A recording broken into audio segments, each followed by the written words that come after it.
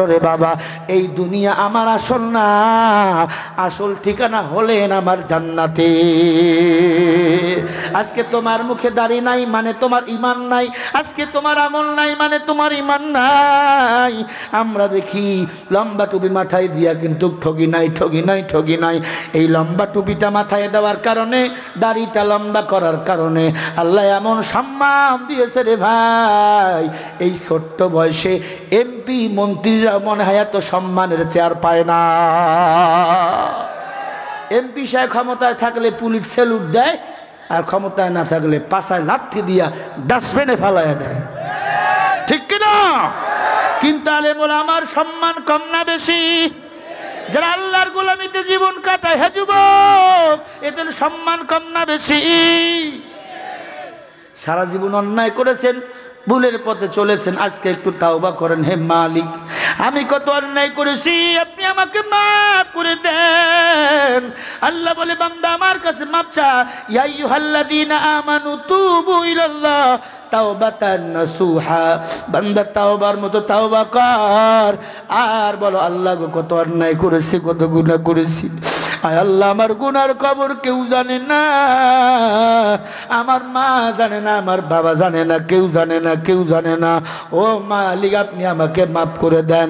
এ যুবক, এখানে এমন যুবক বসা আছেন জেনার গুনাহ দিয়া হৃদয়টা কালা হয়ে গেছে, এমন যুবক বসে আছেন নেশার গুনাহ দিয়া অন্তরটা কালা হয়ে গেছে। আজকে যদি এই হালতে মারা যান, জাহান্নাম ছাড়া কোনো উপায় হবে না রে বাবা। এরে আল্লাহর বান্দা, কত মানুষের জানাজা পড়াইলাম, কত মানুষের লাশটা কবরে নামাইলাম রে বাবা। তোমার কি মনে পড়ে না, তুমি নিজেই কত মানুষের লাশ দাফন কাফন করেছো রে ভাই। তুমি যদি এই অবস্থায় মরে যাও, জাহান্নাম ছাড়া জান্নাত যাওয়ার মতো কোনো ক্ষমতা থাকবে না।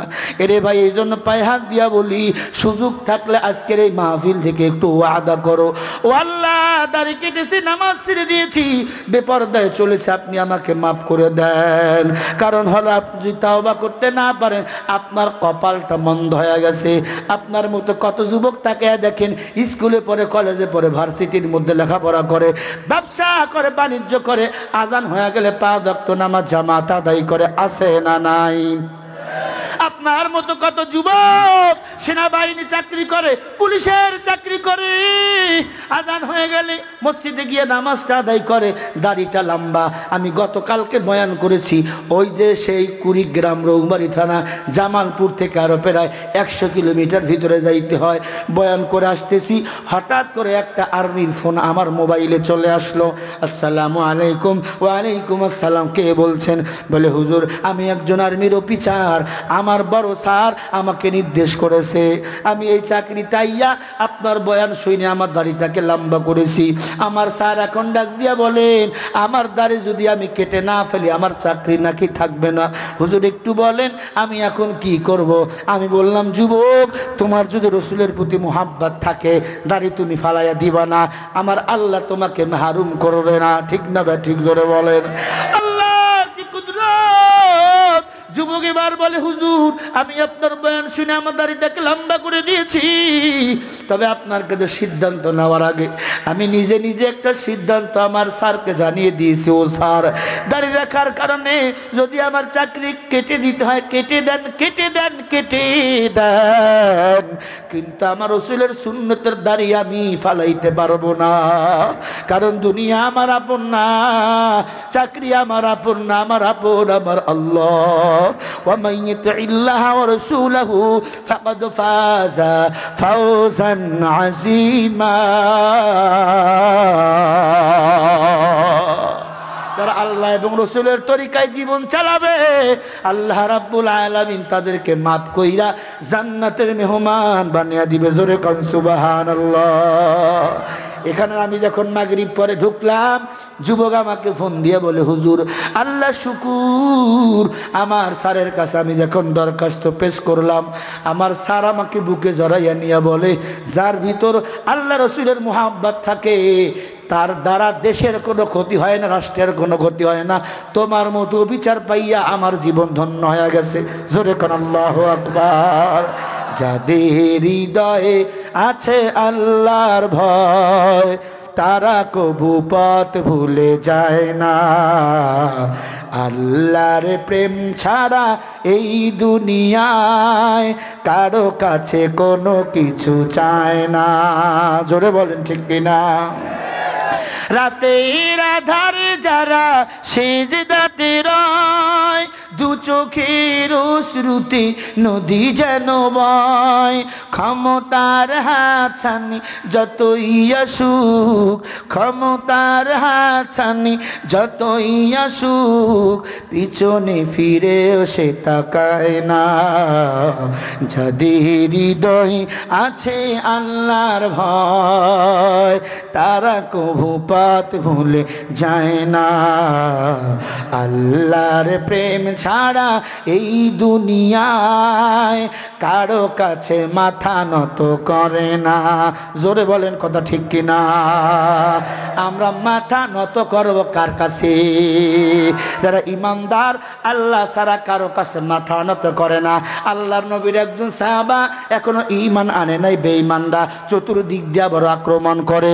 যুবক নবীর দরবারে হাজির হয়ে গেল, ডাক দিয়া কয়, ও পয়গম্বর, আমার আব্বাও কাফের, আমার মাও কাফের, আমি আপনার হাতে হাত দিয়ে কালিমা পড়ে মুসলমান হয়ে যেতে চাই।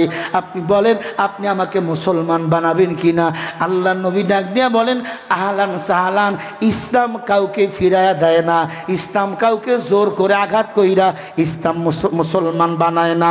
যার ভালো লাগবে সে কালিমা পড়ে মুসলমান হয়ে যাবে। এর নবীর উম্মতের দল। এবার ওই কাফের যুবক সাহাবী ডাক দিয়া কয়, নবী গো, আপনার কথা সুন্দর, আপনার কোরআন তেলাওয়াত সুন্দর, আপনার মালিকের ইসলাম এত সুন্দর, আমি আমার ওই বাপদাদার জঘন্য ধর্মে থাকতে চাই না। ও পয়গম্বর, মনে যদি কিছু না নেন, আমি এখনই আপনার হাতে হাত দিয়া কালিমা পড়ে মুসলমান হয়ে যেতে চাই। জোরে কোন সুবহানাল্লাহ। এবার নবী বলে, যুবক আর দেরি করিও না, কালিমা পড়ে মুসলমান হয়ে যাও। লা ইলাহা কমিটি কই? কমিটির লোক কই? তো জিকির করে লা ইলাহা। কমিটি কই? ছাড়েন ভাই, কষ্ট হচ্ছে আপনাদের? জোরে লা ইলাহা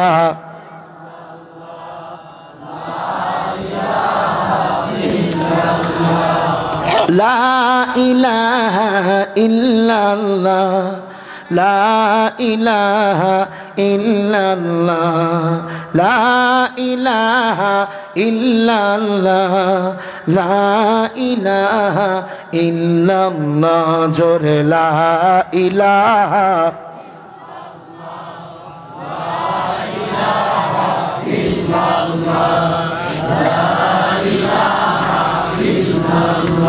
নেই কোনো মাবুদ তুমি ছাড়া, নেই কোনো মাসুগ তুমি ছাড়া, নেই কোনো ইলা তুমি ছাড়া।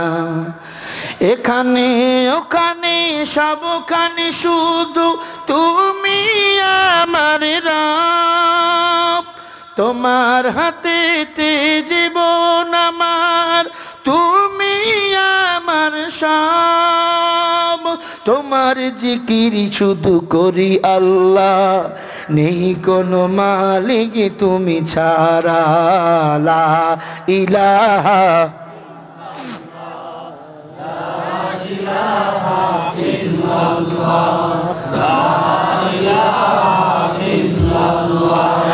লা ইলাহা ইল্লাল্লাহ, লা ইলাহা ইল্লাল্লাহ। জোরে লা ইলাহা ইল্লাল্লাহ, লা ইলাহা ইল্লাল্লাহু মুহাম্মাদুর রাসূলুল্লাহ সাল্লাল্লাহু আলাইহি ওয়াসাল্লাম। প্রিয় ভাইরা, কষ্ট হচ্ছে আপনাদের? কষ্ট হয়? আসলে গলাটা একটু বসে গেছে, দিন রাত প্রোগ্রাম করি তো খুব চাপ, এজন্য মাঝে মাঝে একটু চা কিন্তু না, সাদা পানি, সাদা পানি যদি খেয়ে একটু কষ্ট হবে আপনাদের।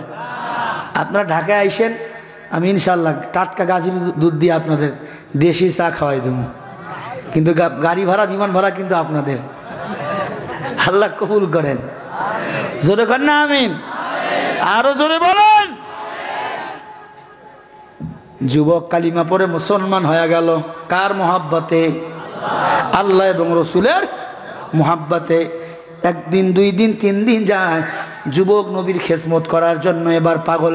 ইমানের কত দাম, আমলের কত দাম। হ্যাঁ যুবক ভাই, আজকে তোমার আমার ইমান আমল বড় দুর্বল হয়ে গেছে, এই জন্য তোমার সমাজের দাম নাই। কথা বলেন ঠিক না বা ঠিক? তুমি আজকে দাড়ি কাটটা সেইসা নিজেকে একবারে মুসলমান খা থেকে নাম কেটেই দিছো, এই জন্য একটা ছোট বাচ্চা তোমাকে সালাম দেয় না। যারা মাদ্রাসায় লেখাপড়া করে দেখবেন মুরব্বিরা এদের সালাম দেয় কেন? রসুলের তরিকায় জীবন চালায়, এই জন্য। ঠিক না বা ঠিক? যুবক কালিমা পড়ে মুসলমান হওয়ার পর আল্লাহর নবী তার সুন্দর একটা নাম রেখে দিলেন, সাআদ। কি নাম? আরো জোরে বলেন। এবার যুবক কিছুদিন পরে ডাক দিয়া কয়, ও পয়গম্বর, আমি তো মুসলমান হয়ে গেলাম, আমি দেখতে সুন্দর না। ও মায়ার নবী গো, আমি একটা কথা আপনাকে বলতে চাই। নবী বলে, কি কথা বলেন? বলে, আমার তো মা নাই, আমার তো বাবা নাই। ও নবী, মনে যদি কিছু না নেন, আমার একটা বিবাহের ব্যবস্থা করে দেন। সুবহানাল্লাহ, জোরে বলেন। রসুলের তরিকায় বিবাহ করা ফরজ। যুবক মায়ের নবীকে যখন এ কথা বলেছেন, নবী একটা মুস্কি হাসি দিয়া দিছেন। সুবহানাল্লাহ কর। এখন আমগো সমাজে অনেক ছেলে আছে বিয়া করে বাপ জানে না, আছে না নাই? ছেলে বিয়া করে বাবাই জানে না, বাবার মাথা গরম। আব্বায় ডাক দিয়ে বলে, আমার বাড়ি তো জায়গা নাই, ভাগ। কেন? কে মাথা গরম? ছেলে বলে, আব্বা আমারও মাথা গরম। তোর আবার কিসের মাথা গরম? বলে, আব্বা আমি বিয়া করছি, আপনি জানেন না, আপনার মাথা গরম। কিন্তু আপনি যে বিয়া করছেন আমি জানি না, এই জন্য আমার মাথা গরম। এরকম বলত মার্কা পোলা আছে না? না, সরো সরো সরো ভাইরা আমার। যুবক এবার যখন কালিমা পড়ে মুসলমান হয়ে গেল, বিয়ের কথা বললেন, নবী একটা মুস্কি হাসি দিলেন। নবী এবার ডাক দেয়া বলে, এরে সাহেব, একটা খাতা কলম নিয়ে আয়। খাতা কলম নিয়ে আসলেন। নবী তদানীন্তন সময়ের বিশাল বড় এক দলপতি বড় লোক ছিলেন, নাম ছিলেন আব্দুল ওহাব ইয়ামিনী। আব্দুল ওহাব ইয়ামিনীর বাড়িতে পাঠিয়ে দিলেন। আম্মা জানেরা, এখানে একটা শিক্ষণীয় ব্যাপার কিন্তু আপনাদেরও আছে। আপনার দেশের সরকার আপনাদের কিছু নসিহত করা আমার দরকার। কথা বলেন ঠিক না বে ঠিক? ও পর্দার অন্তরালের মা, ভালো করে দিলের কান দিয়ে শোনো। ইয়াং বোনেরা যারা আছো, ভালো করে শোনো। নেককার স্বামীর বড় দরকার, কোটিপতি স্বামীর বড় দাম নাই। নেককার পরহেজগার একটা স্বামীর বড় দরকার। স্বামী যদি নেককার হয়, সংসারে শান্তি হবে। স্বামী যদি কোটিপতি হয়, মদখোর যদি হয়, গাঞ্জাখোর যদি হয়, নেশাখোর যদি হয়, কোটি টাকার মালিক যতই হোক, সংসারে শান্তি আসবে না। আজকে অনেক মাইয়া আছে, অনেক মাইয়া আছে কোটি টাকার পিছনে খালি ছোটে, কথা কয় না, ভালো পোলার মূল্যায়ন করে না। এ যুবক আছে না নাই?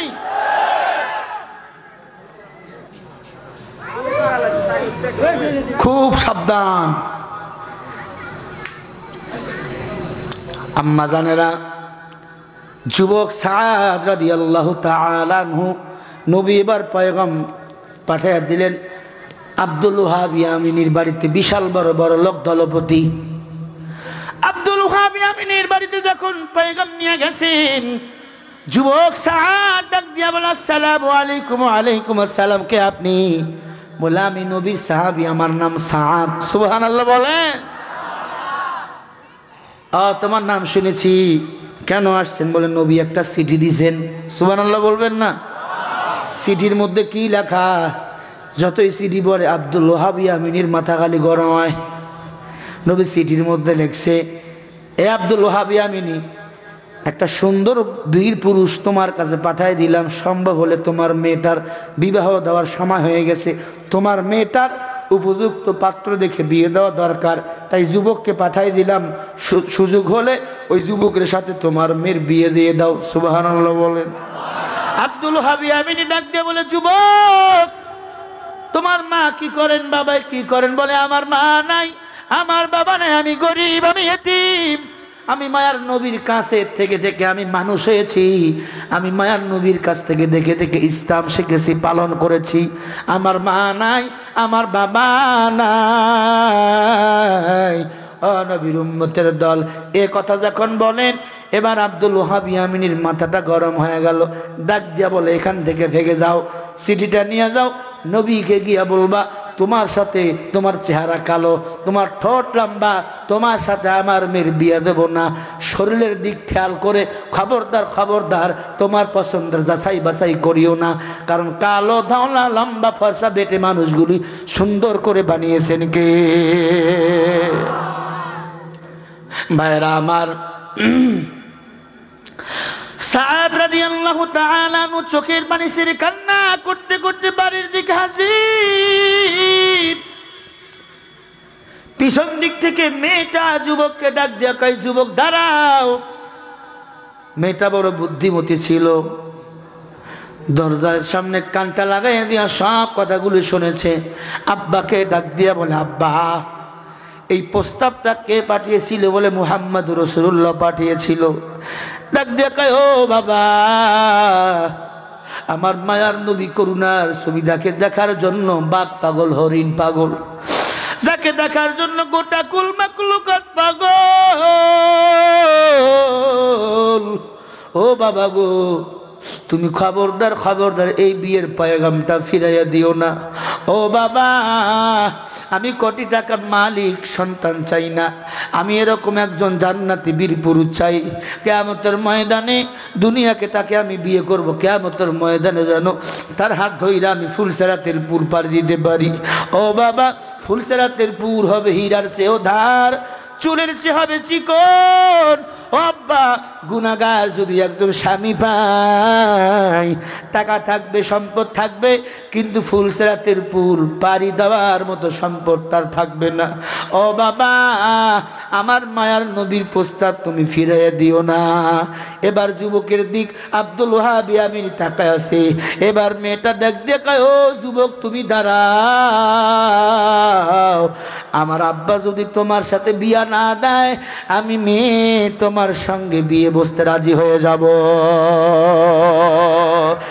ইমামুল আউয়ালিন আল আখিরিন বাহরে সাদকা রাহমাতাল লিল আলামিন, শুধু উজুদাস রাহমাতাল লিল আলামিন, মসজিদ শুধু হামারো এ জমিন।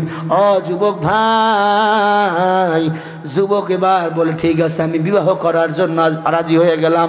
আব্দুল ওহাব ইয়ামিনী যুবকের সাথে ওই যুবতীর বিয়ে দিয়ে দিলেন। সুবহানাল্লাহ বলেন, আরো জোরে বলেন। যুবক বলে, আমার তিনটা আমল ছিল। এক নম্বরে আমি নামাজ ছাড়তাম না, দুই নম্বরে আমি দাড়ি কাটতাম না, তিন নম্বরে উঠতে বসতে চলতে ফিরতে আমার মাওলার জিকির করতাম। কারণ যেই জিব্বার মধ্যে আমার মালিকের জিকির, তার জিব্বায় শান্তি, অন্তরে শান্তি, পরকালে মুক্তি।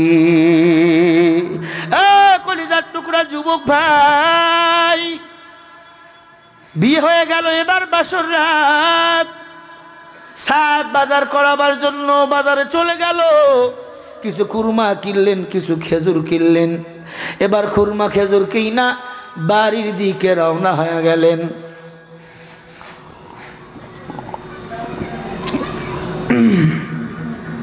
খুরমা খেজুর কিনা বাড়ির দিকে যখন রওনা হয়ে গেলেন, হঠাৎ করে কে যেন ডাক দিয়ে বলেন, তুমি খুরমা খেজুর নিয়ে কই যাও? বলে, আমার শ্বশুর বাড়িতে যাই। বলে, যাইও না, মায়ার নবী উহুদের ময়দানে শহীদ হয়ে গেছে। স্যার এবার উল্টা পথে পিছনের দিকে ফিরতেছে, শ্বশুর বাড়ি না যাইয়া বাজারের দিকে আবার যাইতেছে। ডাক দিয়ে বলেন, দোকানদার ভাই, আমার এই কুরমা খেজুর নিয়ে নাও, বিনিময় আমাকে তুমি একটা তরবারি দিয়ে দাও। কেন কেন? তোমার নাচ বাসর রাত। বলে, বাসর রাতে যদি যাই খুরমা পাবো, খেজুর পাবো, স্ত্রীর ভালোবাসা পাবো, কিন্তু আমার মায়ার নবী যদি উহুদের ময়দানে শহীদ হয়ে যায়, আমার মায়ার নবীর শাফায়াত আমি পাবো না। আর আজ বাংলাদেশে একদল মুসলমান কোরআনের সত্য কথা বইলা জেল খাটতেছে। আজ বাংলাদেশে একদল আলেম কোরআনের সত্য কথা বইলা জেল খাটতেছে, আর একদল সুবিধাবাদী কোরআনের কথা বইলা মিষ্টি মান্ডা খাইতেছে। ঠিক না বলো? আমি গত বছর এখানে দাওয়াত নিয়েছিলাম, গত বছর আসতে পারি নাই। এই শয়তানেরা আমাকে জানুয়ারি মাসের 26 তারিখ আমাকে অ্যারেস্ট করে ফেললো। আমি শিরকের বিরুদ্ধে কথা বলতেছিলাম। ইন্নাস শিরকা লাযুলমুন আযীম, শিরক 2 প্রকার, শিরকে আসগর, শিরকে আকবার। মূর্তি সম্পর্কে আমি কথা বলতেছিলাম। আমার দেশের কত মানুষ খানা পায় না, ভাত পায় না, কাপড় পায় না, বাড়ি নাই, ঘর নাই, প্ল্যাটফর্মে পড়ে ঘুমায়, আছে না নাই? আজকে তাদের বাবার মূর্তি, দাদার মূর্তি কোটি কোটি টাকা খরচ কইরা বানাইতেছে। এই কথা বলতে যাইয়া আমি একটা গজল গাইছিলাম, তেলা মাথায় তেল মারিয়া ফায়দা লাই যে লুটিয়া, তেল বিনা চলে না দুনিয়া, ও ভাই তেল বিনা চলে না দুনিয়া। ককটেল ফকটেল ডিজেল ককটেল নানা রকম তেল, তেল বিনে চলিছে ভাইরে কত রকম খেল। সূর্যমুখী, আমলামুখী, হিমলা কুসুম তেল, তেল পাইলে ম্যাডামের মাথা হইয়া যাই হিমেল। আবার গন্ধ তালে, আবার গন্ধ তালে, গিন্নির পরাণ খুশিতে যায় ভরিয়া, তেল বিনা চলে না দুনিয়া, ও ভাই তেল বিনা চলে না দুনিয়া। ঠিক কিনা বলে? তেলা মাথায় তেল মারিয়া, তেলা মাথায় তেল মারিয়া, ফায়দা লাই যে লুটিয়া, তেল বিনা চলে না দুনিয়া, ও ভাই তেল বিনা চলে না দুনিয়া। জোরে বলেন, কথা ঠিক না বে ঠিক? এই গজলটা শেষ করেছি, পিছন দিক থেকে উল্টা আমাকে আক্রমণ করা শুরু। এক পর্যায়ে 10 থেকে 12 মিনিট 15 মিনিট মঞ্চে তর্কাতর্কি, শ্রোতারা সহ্য করতে না পাইরা জায়গায় নেতাকে পিটানো শুরু করে, জুতার বাড়ি মারা শুরু করে দিয়েছে। এই বয়ানটা আপনারা ইউটিউবে দেখেছেন। এই তর্ক চেয়ারম্যান বক্তার মারামারি আপনারা এটা দেখেছেন। 5 মিলিয়ন ভিউয়ার্স পার হয়ে গেছে, পেজে তো 1 কোটি হয়ে গেছে। গোটা দুনিয়া তাকায় দেখলো। এরপরে কয়েক প্লাটুন পুলিশ দিয়ে আমাকে ধাওয়া করা হলো। আমি পিছন দিক দিয়ে গাড়ি টান দিলাম, এরপরেও বাঁচতে পেলাম না। আমি জায়গায় অ্যারেস্ট হয়ে গেলাম। আল্লাহর বান্দারা বেশি দিন আমাকে জেলখানা রাখতে পারে নাই, মাত্র 3টা ঘন্টা আমাকে জেলখানা আটকে রেখেছে। এরপর ওখান থেকে যাই আমাকে পুলিশ ফাঁড়িতে নিয়ে গেল। পুলিশ ফাঁড়িতে নিয়ে যাইয়া 3 দিন আমাকে বন্দি করে রাখলো। এই জন্য মাহফিল আমি আসতে পারলাম না।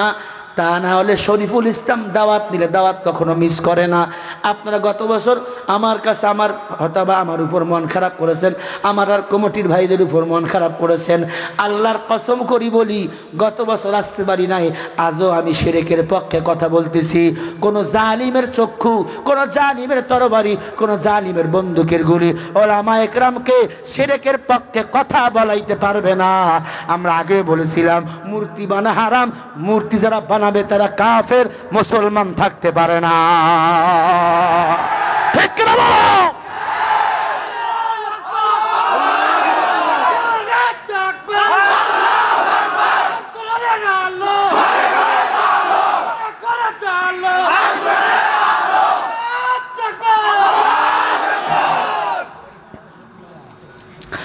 যদি কোনো বাঘের বাচ্চা থাকে একটু আসো দেখে তোমাকে আল্লাহ পাক বলেন, ইয়া আইয়ুহাল্লাযীনা আমানু ইন্নামাল খামরু ওয়াল মাইসিরু ওয়াল আনসাবু ওয়াল আযলাম রিজুসুম মিন আমালিশ শাইতান।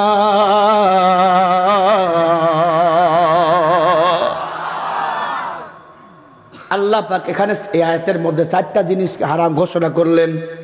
আল্লাহর কথা সত্য না মিথ্যা? জবাব দেন, সত্য না মিথ্যা? এখন হারামের সাথে জড়িত কিছু ক্ষমতাসীন দলেরা, আল্লাহ কয় মদ হারাম, কে কয়? আরো জোরে। এখন মদ তো আমরা খাই না, এলাকার নেতারা মাইক করে চাঁদাবাজি করে, মদ হটাও, সন্ত্রাস তারাও, কিন্তু রাতের বেলা তারাই ঘরের মধ্যে বইয়া গাঞ্জা টানে।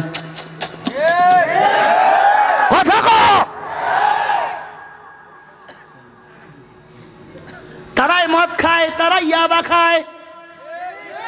আমি হুজুর সারা জীবন চিল্লাইলাম মদ কেউ খাইবেন না, মদ খাওয়া হারাম, আপনারা কেউ শুনলেন না।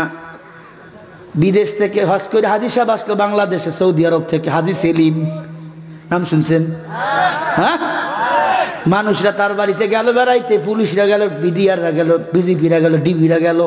হাজির বাড়িতে কি পাওয়া যায়? খেজুর পাওয়া যায়, জমজম কূপের পানি পাওয়া যায়। কিন্তু বাড়ি গিয়ে দেখে খেজুর টেজুর কিছু নাই, পানি আছে, তবে সাদা পানি না কালা পানি, বুঝলেন?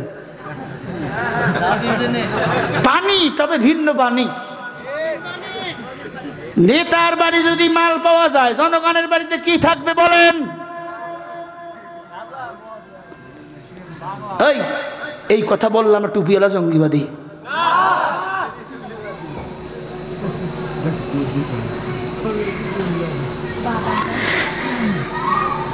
বড় গলায় মাইক পাইলে বলে, ভাইয়েরা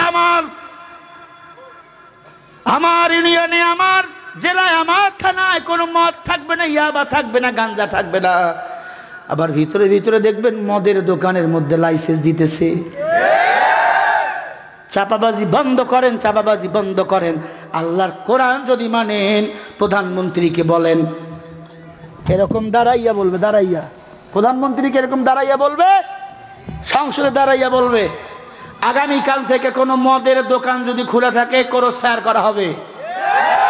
আগামীকালকে থেকে যদি মদের দোকানে একটা যুবককে পাওয়া যায় 10 বছর জেল দেওয়া হবে। আল্লাহর কসম, বাংলাদেশে একটা যুবক মদ পান করবে না, করবে না, করবে না। তা না কইরা চাপাবাজি করে, আর ওয়ার্ড কমিটির সভাপতি 1 বছরে 300 কোটি টাকা কামাই করে। ঠিক নেই?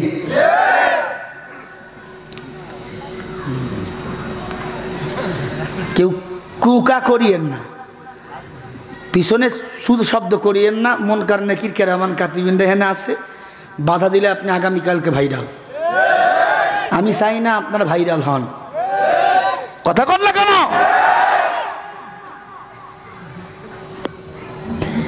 এই যুবক, কলিজা আজকে ফেটে যাচ্ছে। পাগলা ঘরতে পাঠানো দরকার,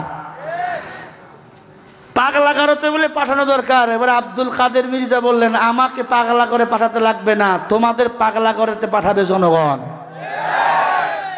ঠিক কিনা? কারণ প্রত্যেকটা মানুষ হক কথা বলতে এখন শিখেছে। কোন বাতিলের চক্ষুকে মুসলমানের বাচ্চা এখন ভয় পায় না। বিদেশি কত ষড়যন্ত্র আমাদের দেশে এখন চলছে, ইসলামকে দূর করাবার জন্য কত ষড়যন্ত্র চলছে।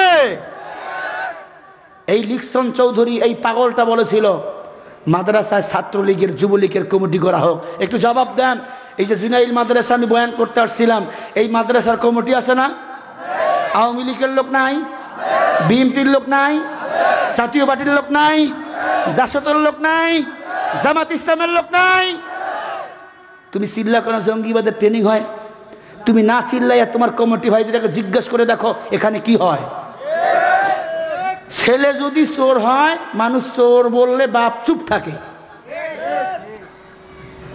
কিন্তু ছেলে যদি চুরি না করে, মানুষ যদি বলে তোমার ছেলে চোর, তখন বাবাই প্রতিবাদ করে।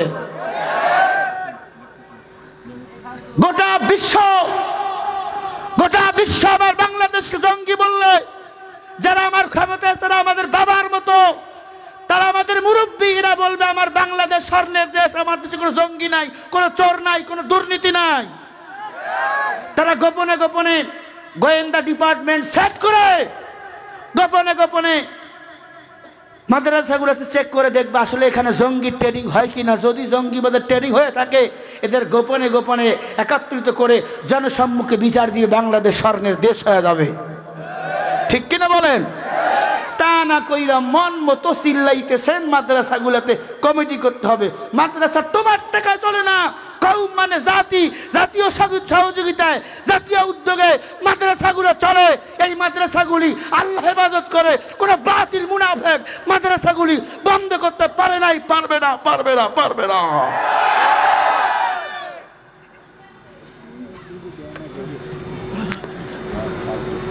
আজকে ভাইরাল হওয়ার জন্য কে কত রকম পায়তারামো করতেছে।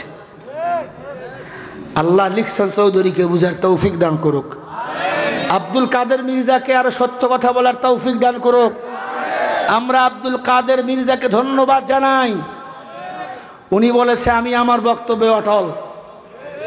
সুবহানাল্লাহ কোন। আব্দুল কাদের মির্জা বলেছে আমি আমার বক্তব্যে অটল, আমি আমার ভাইকেও ভয় পাই না, আমি কাউকে ভয় পাই না, আমি আল্লাহকে ভয় করি। কথা আমি জন্ম নিছি মরবো, বিড়ালের মতো ম্যাও ম্যাও করে না, আমি সিংহের মতো গর্জন দিয়ে মরবো। আমার কথা আব্দুল কাদের মির্জার কথা। বন্দুক ফুটাইলে ওই জায়গায় ফুটাও। কি কি আল্লাহ সবাইরে কবুল করেন। কই যান?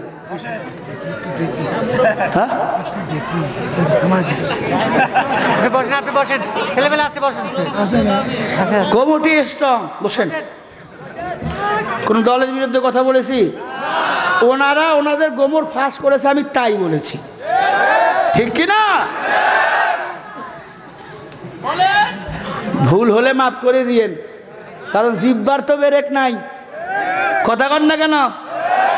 এখন বাংলাদেশে কিছু নেতা আছে, ওই যে মেহেরপুর গাংনি থানার পৌরসভা নির্বাচনে একজন ওয়ার্ড সদস্য, আল্লাহর বান্দা, সবাই মিলে ওনাকে ভোটে দাঁড় করে দিছে।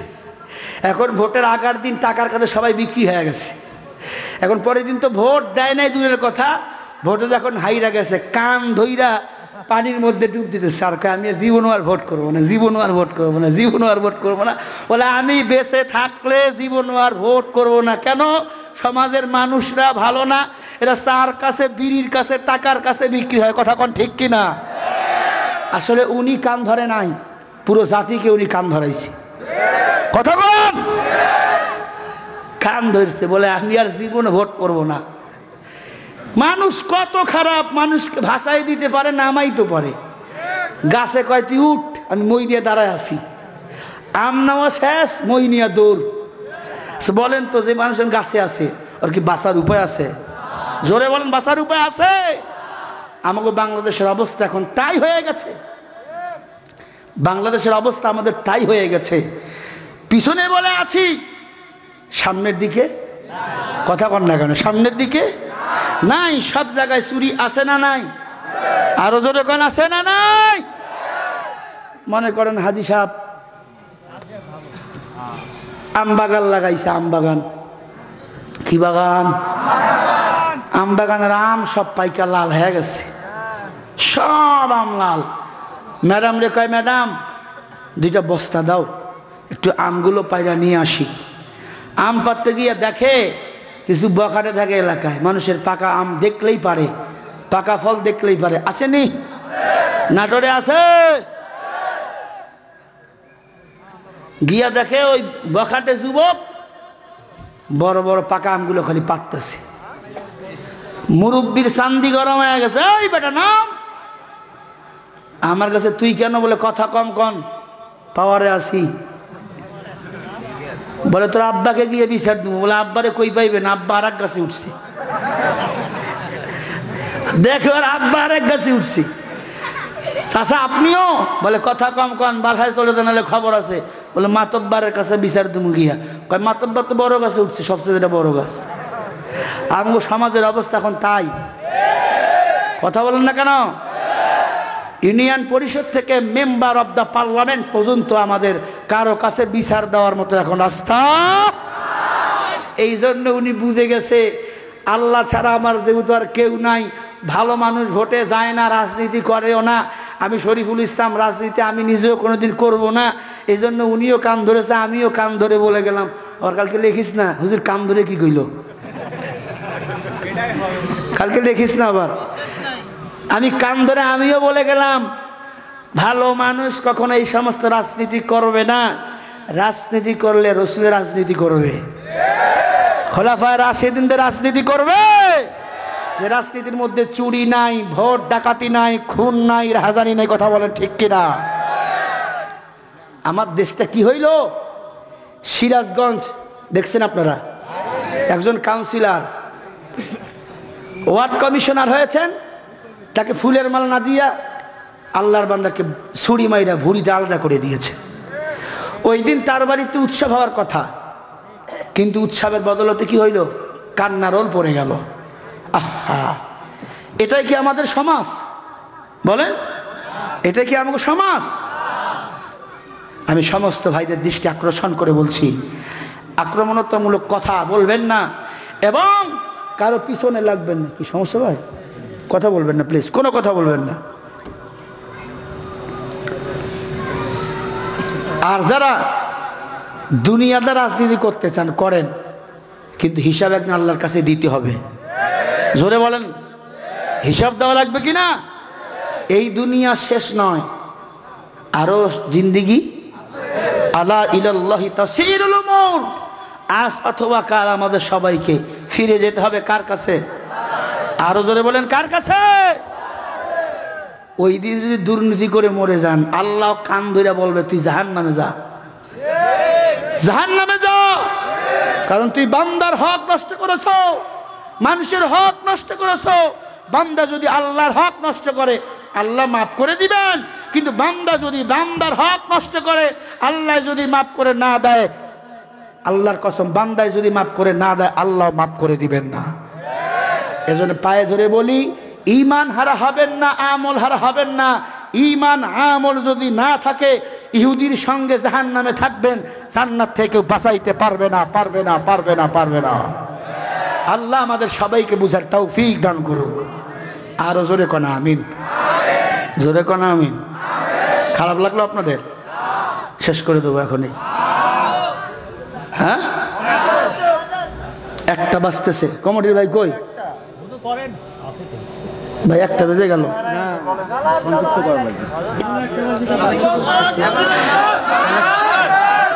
হ্যাঁ ভাইরা আমার, আর 10টা মিনিট বললে অসুবিধা হবে। ও আম্মা জানেরা, ভালো করে দিলের কান দিয়া শোনেন আম্মা জানেরা। এবার যুবক যখন বিবাহ করলেন, ঘটনা মনে আছে না? নাই? যুবক নবীর সাহাবী সাদ তরবার নিয়ে এবার বিবির কাছে হাজির। বিবিকে ডাক দিয়া কয়, ও বিবি রে, বিদায় দে, দেখা হবে কিয়ামতের ময়দানে। বিবি ডাক দিয়া বলে, স্বামী কুরমা কই, খেজুর কই? বিবি এবার ডাক দিয়া বলে, স্বামী এগুলা নিয়ে আসলে না কেন? এরে আল্লাহর বান্দা দিলের কান দিয়া কথাগুলো শোনে না। এবার স্ত্রীকে উত্তরে ডাক দিয়া বলে, ও প্রাণের বিবি আমার, আজকে আমার বাসরাত হওয়ার কথা, কিন্তু বাসরাত যদি আমি এই জায়গায় করি, কিন্তু আমার নবী যদি উহুদের ময়দানে শহীদ হয়ে যায়, কি উপায় হবে আমার? ও বিবি গো, আমি চলে গেলাম, আমাকে বিদায় দাও। ও বিবি, দেখা হবে কিয়ামতের ময়দানে, হাসরের মাঠে। যদি বেঁচে ফিরি দেখা হবে, বাসর হবে। আর যদি বেঁচে না ফিরি রে বিবি, দেখা হবে হাসরের ময়দানে। নবীর সাহাবী সাদ বাসরাত ত্যাগ করে চলে গেলেন নবীর মুহাব্বতে জিহাদের ময়দানে। আল্লাহর পয়গম্বর আর একজন সাহাবী নাম ছিল হামজা রাদিয়াল্লাহু তাআলা আনহু। উনি ওই দিন নতুন বিয়ে করেছে। বাসরাত নাপাক হালতে লুঙ্গি কান্দের মধ্যে নিয়ে গোসল করাবার জন্য নদীর কিনারে হাজির। এরে আল্লাহর বান্দা, কে যেন গাইবি আওয়াজ দিয়া কয়, এর হানজালা, তুমি বাসরাতে মশগুল, তুমি গোসল করা নিয়ে মশগুল। এই দিক দিয়া তো বেঈমানরা আমার মায়ার নবীকে আক্রমণ করেছে। এরে নবীর উম্মতের দল, এই কথা যখন বলেছেন হানজালা রাদিয়াল্লাহু তাআলা আনহু, এবার গোসল না কইরা লুঙ্গি নিয়া বাড়ির মধ্যে রওনা। বিবিকে ডাক দিয়া কয়, ও বিবি গো, লুঙ্গিটা নাও, একটা তরবারি দাও। বিবি ডাক দিয়া বলে, ও স্বামী গো, গভীর রাত অন্ধকার রাতের মধ্যে তোমার উপর গোসল ফরজ হয়ে গেছে, তুমি এখন না পাক গোসল না কইরা তুমি তরবারি নিয়ে কই যাও? ডাক দিয়া কয়, ও বিবি রে, আমার মায়া নবী উহুদের ময়দানে মারি খায়, জীবন দেয়, আর আমি গোসল করতে করতে যদি আমার মায়ের নবীর মরণ হয়ে যায়, কাল কিয়ামতের ময়দান আল্লাহর কাছে কি জবাব দি করব? ও বিবি রে, বিদায় দিয়া দে, দেখা হবে হাসরের ময়দানে। এই কথা যখন বলে, বিবি ডাক দিয়া কয়, ও স্বামী গো, আজকে বিবাহের প্রথম দিন, ঠিক মতো আপনার মুখটা দেখতে পারলাম না রে স্বামী। ও স্বামী গিয়ে একটু মোমবাতিটা জ্বালায়া দেখে আপনার শরীরটা কেমন, চেহারা কেমন, কিয়ামতের ময়দানে যেন চিনতে পারি। এবার হামজা রাদিয়াল্লাহু তাআলা আনহু ডাক দিয়া কয়, ও বিবি রে, আল্লাহ যদি তোমাকে আমাকে জান্নাতি হিসাবে কবুল করে, দেখা হবে কিয়ামতের ময়দানে। আলো জ্বালাইও না, বাতি জ্বালাইয়া আর মায়া বাড়াইও না। উহুদের ময়দানে যুদ্ধ যখন শেষ হয়ে গেল, হাজার হাজার সাহাবা হয়ে গেল শহীদ।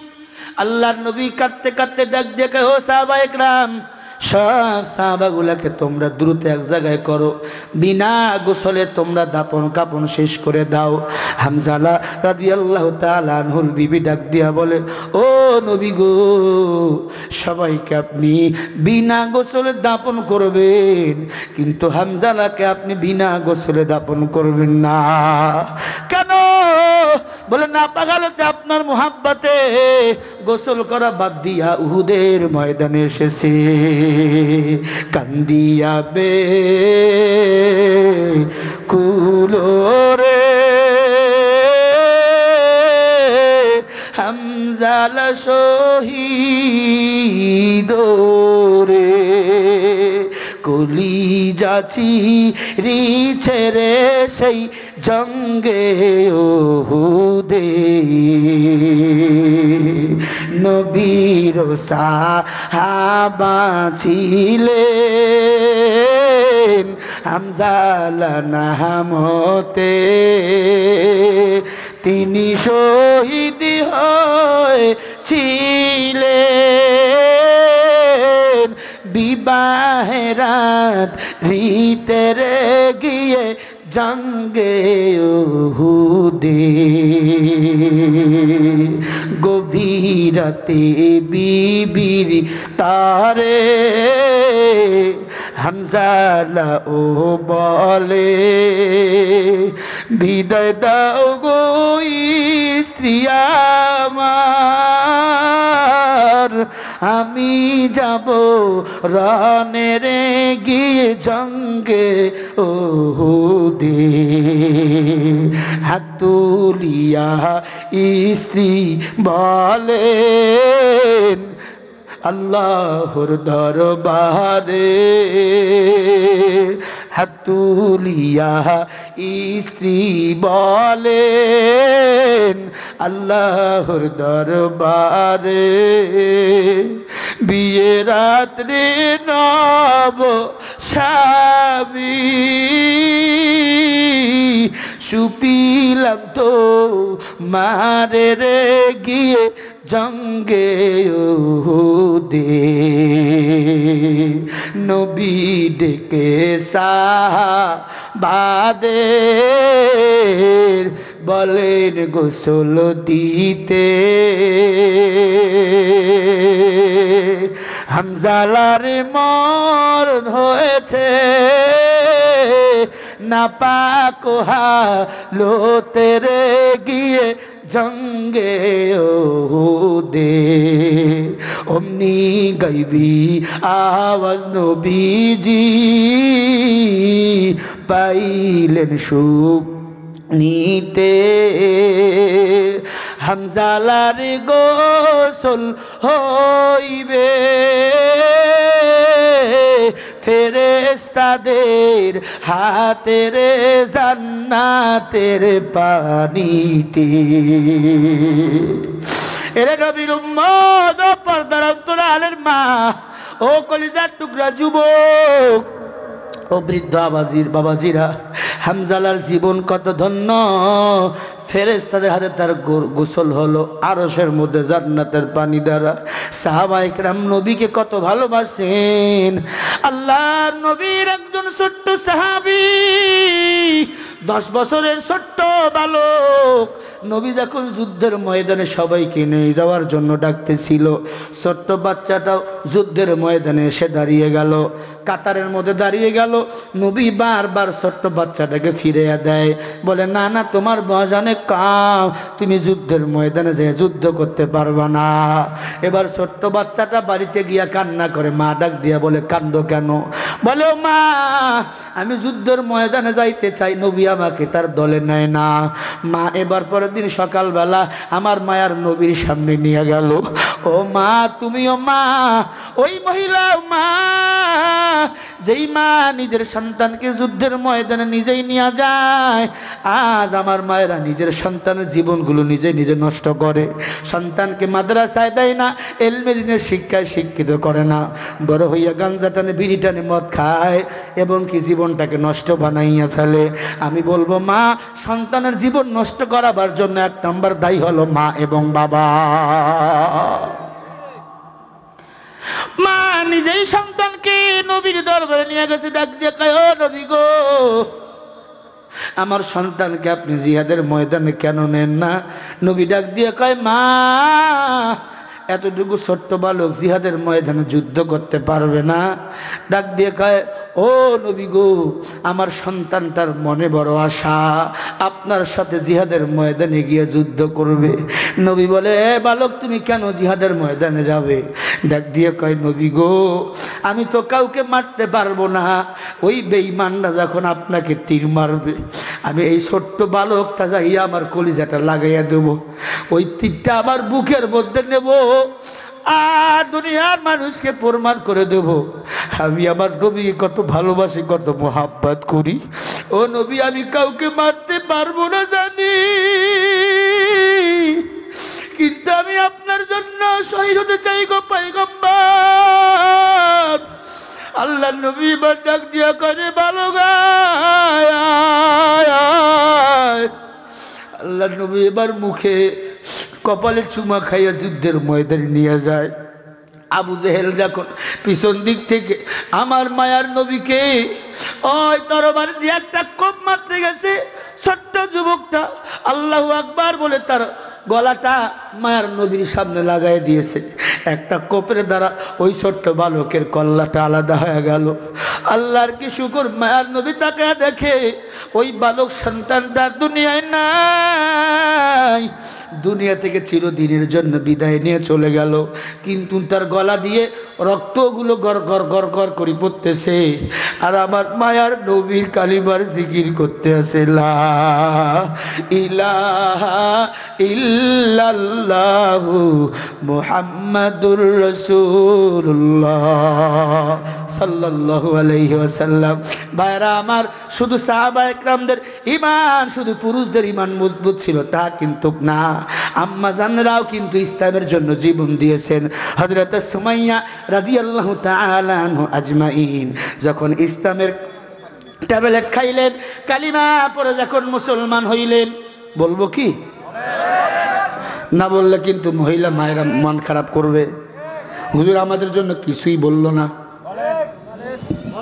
মহিলা অনেক বেশি না? সবাই আছে না কিছু গেছে গা? ও আম্মা জানেরা, শোনেন মা, আপনাদের কত ত্যাগ, কত ত্যাগ, কত ত্যাগ। সুমাইয়া রাদিয়াল্লাহু তাআলা আনহু যখন ইসলাম ধর্ম গ্রহণ করলেন, আবু জেহেল ছিল তার সহপাঠী। আবু জেহেল ডাক দিয়ে কয়, ও সুমাইয়া, কালিমাটা ছেড়ে দাও। সুমাইয়া ডাক দিয়া বলে, না না, আমি কালিমা তো ছেড়ে দিতে পারবো না। কি ব্যাপার, কেন? বলে, আমার পেট ব্যথা ছিল, আমি কালিমার ট্যাবলেট খাইছি, ভিতরে গিয়া মিল লাগেছে, আমি ঈমান এনেছি। আল্লাহু আকবার জোরে বলেন। সুমাইয়া রাদিয়াল্লাহু তাআলা আনহু, মায়ের নবী বলেছিল, ও সুমাইয়া, তুমি তো ইসলাম ধর্ম গ্রহণ করেছো, প্রকাশ করিও না, আবু জেহেল বড় খারাপ, ওরা তোমাকে বাঁচতে দিবে না। কিন্তু সুমাইয়া খাস পর্দা করত, আল্লাহর কোরআন বেশি বেশি তেলাওয়াত করত। আজ আমার গ্রামের গঞ্জের মায়েরা পর্দা করলে, কোরআন তেলাওয়াত করলে অনেক স্বামীরা পর্যন্ত তাদের উপর চড়াও হয়, আছে না নাই? তোরা আবু জেহেল, আবু জেহেল, আবু জেহেল। আবার সেদিন মেহেরপুরে দেখলাম কিছু মায়েরা গ্রামে গঞ্জে তালিম করতেছিল, বৈঠক করেছিল, এদেরকে জঙ্গি মনে কইরা জেলখানার আসামি বানিয়ে দিল। এরকম নিষ্ঠুর আচরণ বাংলাদেশের ইসলাম পিপাসুক মানুষের বিরুদ্ধে করবেন না, না হয় আমার আল্লাহ করোনার চেয়ে আরো বড় ভাইরাসের গজব পাঠাবে, তোদেরকে বাঁচতে দেবে না। ঠিক কিনা বলে ভাইরা আমার? সুমাইয়া রাদিয়াল্লাহু তাআলা আনহাকে বন্দী করা হলো। সুমাইয়াকে ডাক দেখাও, সুমাইয়া মুহাম্মাদের কালিমাটা ফিরিয়ে দে। সুমাইয়া বলে, রে বেঈমান আবু জেহেল, তোর কথা মতো কি ঈমান ছেড়ে দেবো? সুমাইয়াকে এবার চাবুক মারা শুরু করে দিল। সুমাইয়া এত সুন্দর ছিল গো, সুমাইয়াকে যখন চাবুক মারতেছিল মরুভূমির বালুর মধ্যে সুমাইয়া রাদিয়াল্লাহু তাআলা আনহা এরকম গড়াগড়ি খাইতেছিল আর আল্লাহকে ডাকতেছিল, আল্লাহ আমি যেন বেঈমানের হালতে আমার মরণ হয় না যায়। এরে নবীর উম্মতের দল, আবু জেহেল এত খারাপ, এত খারাপ। সুমাইয়াকে যখন চাবুক মারতেছে, রক্তগুলো ঝরতেছে, চামড়াগুলো ফেটে ফেটে রক্ত পড়তেছে। সুমাইয়া বারবার ডাক দেখে, আল্লাহ আমি তো ঈমান এনেছি, ইন্নাল্লাযীনা আমানু, হে মালিক আমি ঈমান এনেছি, ওয়া আমিলুস সলিহাত, আল্লাহ বেশি বেশি নেক আমল যেন করতে পারি। কানাত লাহুম জান্নাতুল ফিরদাউসি নুজুলা, ও আল্লাহ তুমি আমাকে মৃত্যুর সাথে জান্নাতের মেহমান বানিয়ে দেন। আল্লাহু আকবার, আল্লাহর কি শুকর। সুমাইয়াকে যখন একবারে শিকল পরাইয়া বাঁধলেন, হাতের মধ্যে পেরেক মারতেছেন, রক্তগুলো দর দর দর করে পড়তেছে। আমার মালিক ডাক দিয়ে কয়, ও জিবরিল, জান্নাতুল ফিরদাউস আমি আল্লাহর কুদরতির ডান হাতের মধ্যে দিয়া দে, আমি আল্লাহ আমার বন্ধুকে দেখার জন্য যাব। আল্লাহু আকবার বলে। বন্ধু যদি বন্ধুর বাড়িতে যায়, খালি হাতে যায়, মিষ্টি নিয়ে যায়, ফল ফুলাদি নিয়ে যায়, কম পক্ষে নাটোরের ওই সুনামধন্য কাঁচাগোল্লা নিয়ে যায়। আল্লাহ পাক রব্বুল আলামিন সুমাইয়ার কাছে আসবে, সুমাইয়ার সাথে দেখা করবে, ডান হাতের মধ্যে জান্নাতুল ফিরদাউস নিয়েছে। জোরে কোন সুবহানাল্লাহ। ও মা, আপনারাও তো সুমাইয়ার মতো মা, মাগো সুমাইয়ার মতো যদি ঈমান আনতে পারেন মা, আমার আল্লাহ তোমাদেরকে জান্নাত নিয়ে দেখা করার জন্য আসবে। এরপরে সুমাইয়া রাদিয়াল্লাহু তাআলা আনহুর কি হলো আপনারা কি শুনবেন না? শুনবেন না? কারা কারা শুনবেন দুইটা হাত তুলে একটু আল্লাহর দরবারে দেখান। নারে তাকবীর। এ ভাই, অনেকের মা নাই, অনেকের বাবা নাই, আল্লাহর ঘর মসজিদ নির্মাণের জন্য, মসজিদ উন্নয়ন কল্পের জন্য আপনাদের কাছে আমি মুসাফির হাতটা পেতে দিলাম। একজন মানুষ উঠবেন না, এখন উঠবেন যারা গুনাহগার, তারা 2 ঘন্টা ওয়াজ শুনলেন, 5 মিনিট যদি দোয়া করতে না পারে কপালটা বড় মন্দ হয়ে যাবে। কমিটির ভাইরা কোথায়? কমিটির ভাইরা কোথায়? একটু রুমাল নিয়ে সামনের দিকে যেতে হবে। ভাই, আল্লাহর ঘর মসজিদ উন্নয়ন হোক, আপনারা কারা কারা চান একটু হাত উঁচু করে দেখান। নারে তাকবীর। উঁচু করে দেখান। যার মা নাই, বাবা নাই, মা বাবার জন্য একটা করে হাদিয়া 500 করে টাকা নগদ দিয়ে দিবেন।